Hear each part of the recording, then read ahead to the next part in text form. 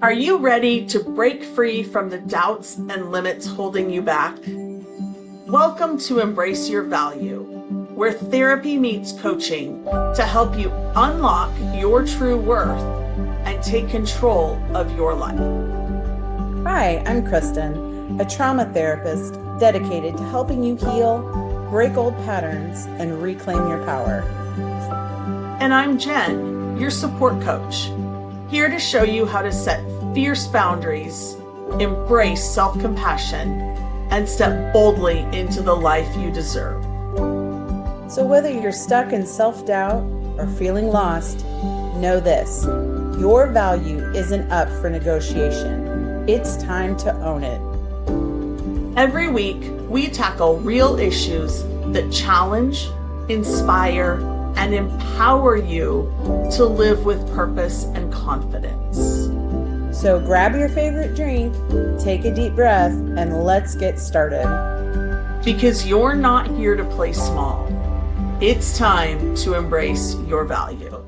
I want to start by talking about something many women feel, but rarely name or even know how to name. They don't even understand what's going on. Chronic responsibility. Not just having responsibilities, because almost all adults have responsibilities, or hopefully they do, but being the person who is always responsible. I cannot tell you how many women come into my office and say, I'm the one that has to make all the decisions. I'm the one that has to XYZ, like you name it, right? I have to even balance the checkbook. I have to go to the grocery store. I have to do all the things, right? So you have to be the dependable one, the one people turn to, the one who keeps things running, the one who figures things out. On the outside, this often looks like strength and capability. I mean, I'm so guilty of this, right? No, I got this. I'm good. I'm strong. We're going to be okay. But internally, it often comes with a hidden cost. And it did for me for a very long time until I learned how to manage it. Because when responsibility becomes constant, and by constant, I mean the feeling of responsibility in addition to the actual responsibilities, something begins to happen quietly in your nervous system. Your capacity starts to shrink. Capacity is the amount of emotional, mental, and physical energy your system has available to handle life. And that means all the life things. It includes your ability to think clearly, respond calmly, stay patient, and recover after stress. Because we're all going to have stress. Can't get out of life without some worry and some stress. When responsibility is balanced with rest and support, remember, you don't have to earn rest. Capacity stays flexible. But when responsibility becomes chronic, meaning it never really turns off, the nervous system begins to adapt. Instead of expanding to meet life, it begins to contract to survive it. Your system becomes more vigilant. You stay mentally on even when nothing urgent is happening. Your brain keeps scanning for what needs to be handled next. By the way, these are also symptoms of trauma. Hypervigilance. We look for who needs help, what might fall apart, what might get forgotten. Over time, this constant state of responsibility slowly drains the resources your nervous system needs to function well. And the difficult part is that many women are praised for this pattern. You can work, you can raise a family, you can keep a household, you can do your PTA, you can be part of this club, and you could do your bridge on this day or whatever people do now, right? We see that as capable, reliable, and strong. So the internal exhaustion doesn't match the external feedback. People say, you handle everything so well. Meanwhile, inside your body may be feeling stretched, thinner, and thinner. This is where the capacity begins to shrink. You might not notice it at first. Then there might be little small things. And these are the things we need to look out for. You get overwhelmed faster than you used to, like even a couple of months ago, much less years. Simple decisions. Dinner. This shirt. Do I wear my hair this way? They feel heavier, harder. Your patience runs out sooner. We're snapping at our friends, at our family, at our kids. Rest does not feel as restorative as it once did.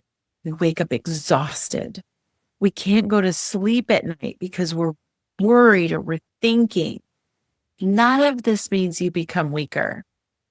It means your nervous system has been operating in long-term output mode without enough recovery.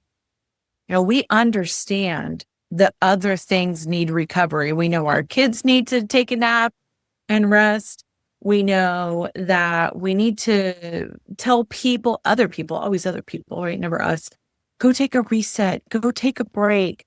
Take a weekend to yourself. Do whatever you need to do. But not us, right? No recovery for us. And eventually, your system protects itself by narrowing what it can carry.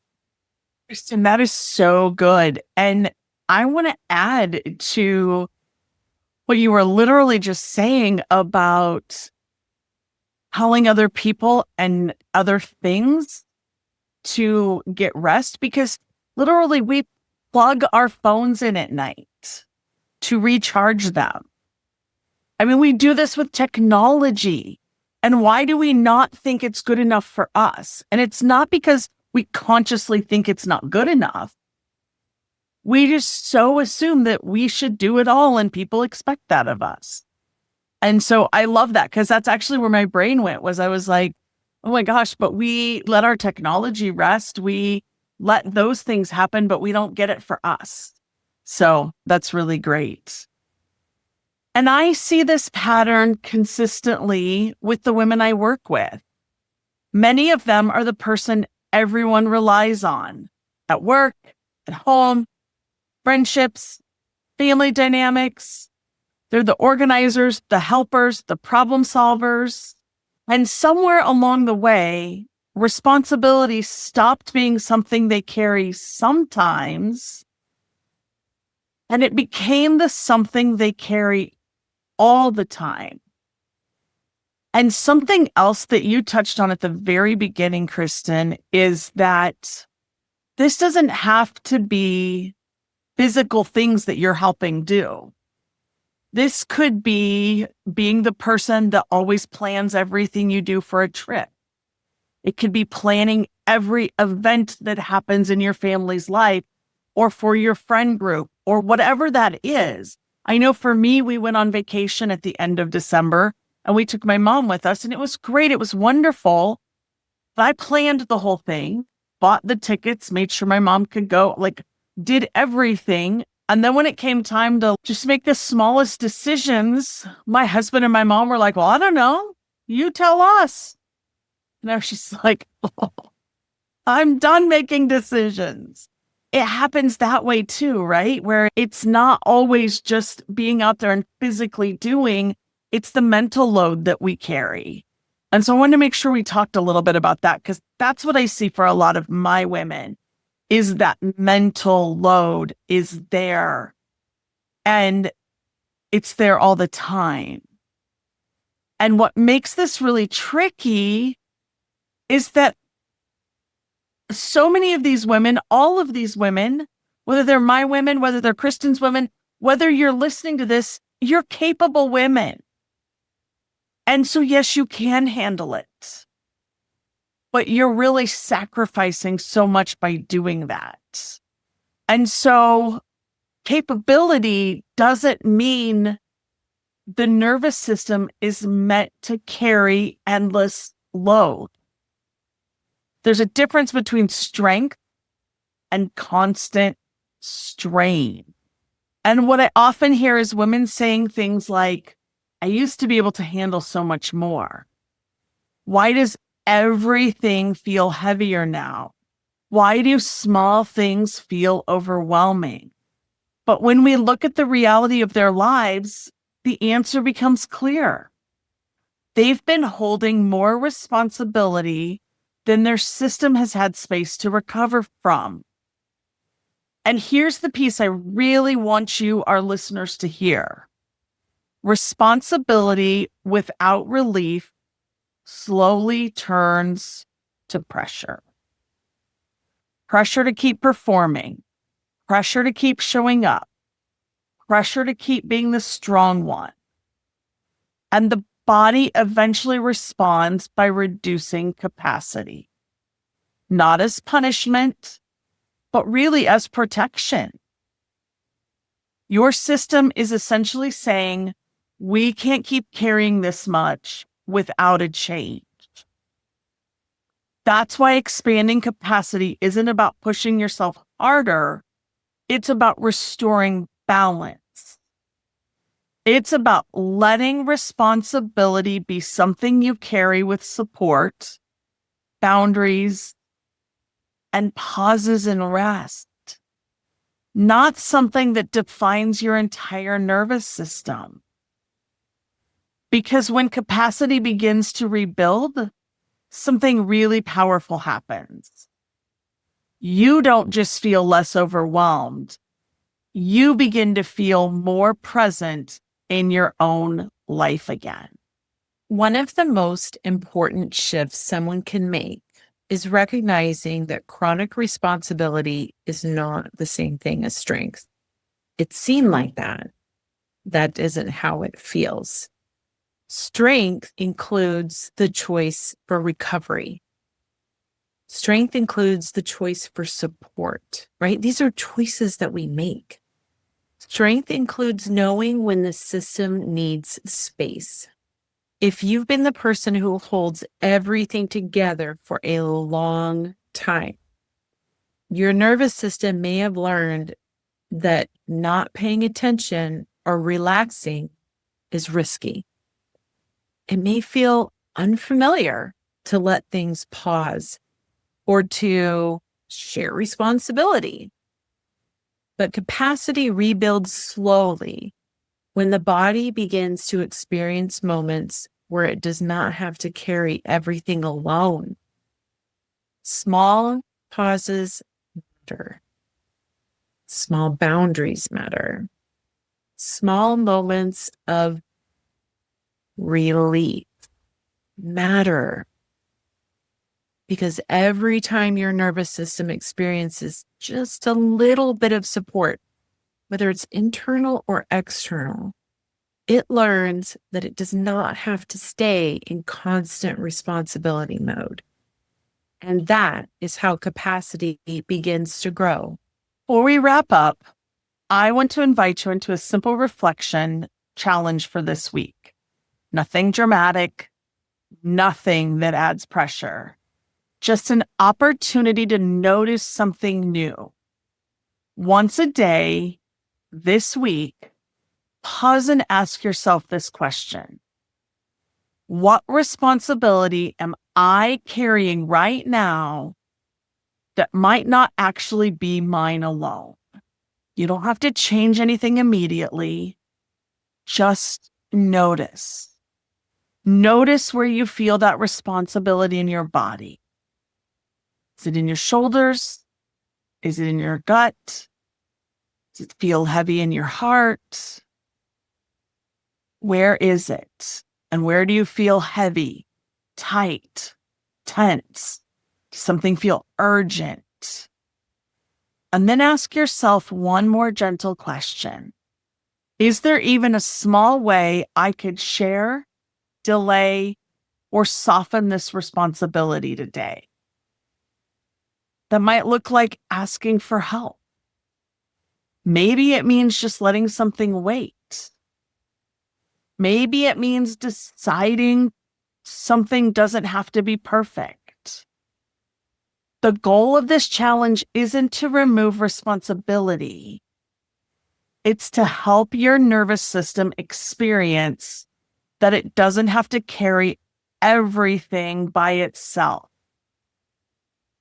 And when your body begins to feel that kind of support, that's when capacity slowly begins to return.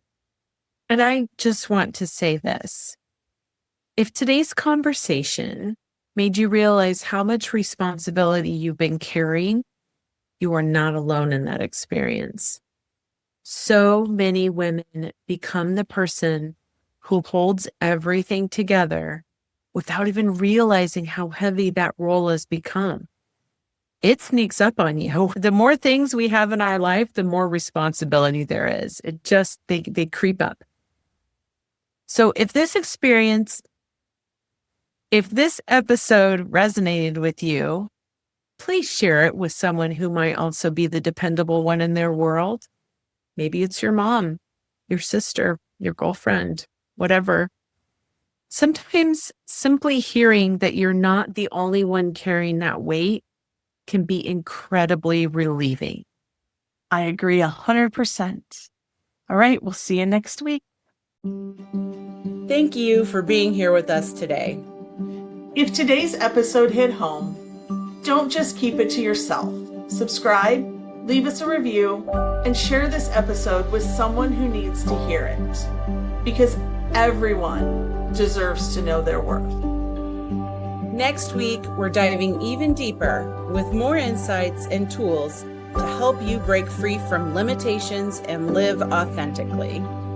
Until then, keep raising your standards, owning your worth, and embracing your value.